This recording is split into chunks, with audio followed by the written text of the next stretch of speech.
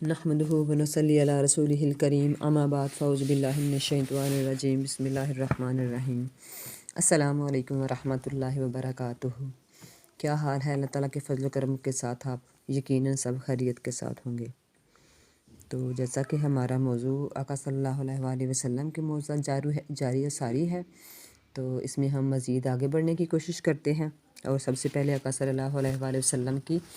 بارگاہ میں اپنی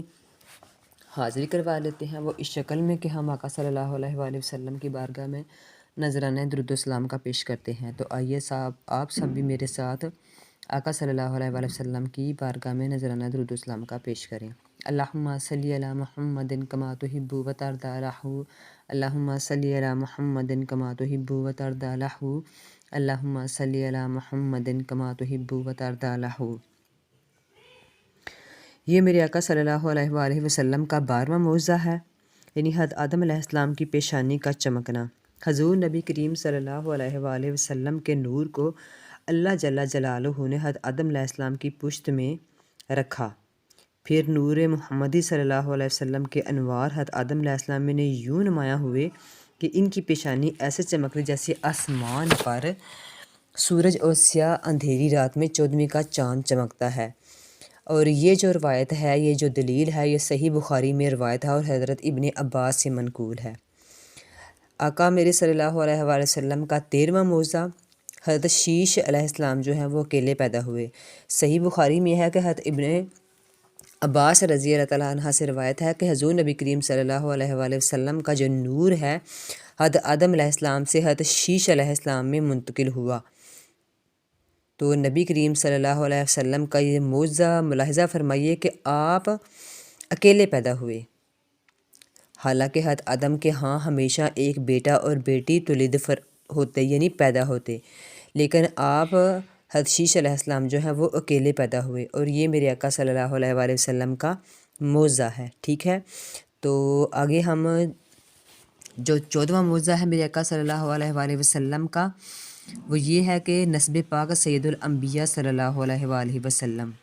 صحیح بخاری، صحیح مسلم اور ترمذی میں حضرت واصلہ بن اسقع سے روایت ہے کہ حضور نبی کریم صلی اللہ علیہ وآلہ وسلم نے فرمایا کہ اولاد ابراہیم سے اسماعیل کو چنا گیا،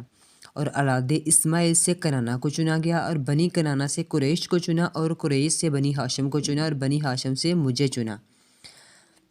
خصائص کبریٰ میں ہے کہ حضرت ابن عباس رضی اللہ تعالیٰ عنہ سے روایت ہے کہ نبی کریم صلی اللہ علیہ وآلہ وسلم نے ارشاد فرمایا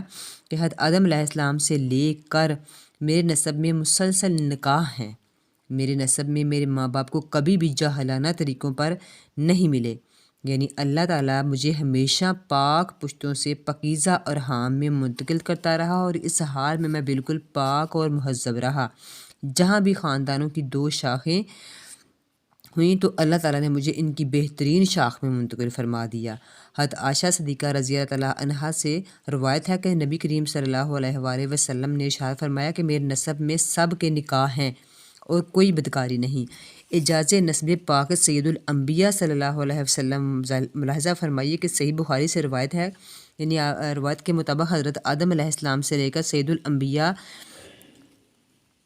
صلی اللہ علیہ وآلہ وسلم کے والد موجود حضرت، یعنی کہ آپ کے والد ماجد جو حضرت عبداللہ اور حضرت عبداللہ رضی اللہ تعالیٰ عنہ، اور حضرت حوا سے لے کر حضرت بی بی آمنہ رضی اللہ تعالیٰ عنہ تک سید الکائنات صلی اللہ علیہ وآلہ وسلم کا نسب پاک ہر قسم کی آلودگیوں سے پاک رہا۔ یعنی آپ جتنے بھی آپ کا نور آگے چلتا رہا، سلسلہ جاری رہا، کیونکہ حضرت آدم علیہ السلام سے جو نور ہے وہ چلتا ہوا، حضرت آدم علیہ السلام جو پہلے نبی ہیں اور میرے آقا صلی اللہ علیہ وآلہ وسلم آخر نبی ہیں، تو یہاں یہ جو سلسلہ جاری رہا، یعنی کہ یہ نور کا، تو آپ ہمیشہ سے جو آپ کی جو سلسلہ جاری رہا وہ ان کے نکاح ہوئے، یعنی انہوں نے کوئی بدکاری، کوئی ایسی بات نہیں کی، یعنی سب پاکیزہ نسبوں سے، سب پاکیزہ یعنی یہ ارحاموں سے ہوتے ہوئے یہ میرے آقا صلی اللہ علیہ وآلہ وسلم کے جو نور ہے نا وہ منتقل ہوتا رہا، اور یہ سب میرے آقا صلی اللہ علیہ وآلہ وسلم کے معجزات ہیں۔ ٹھیک ہے،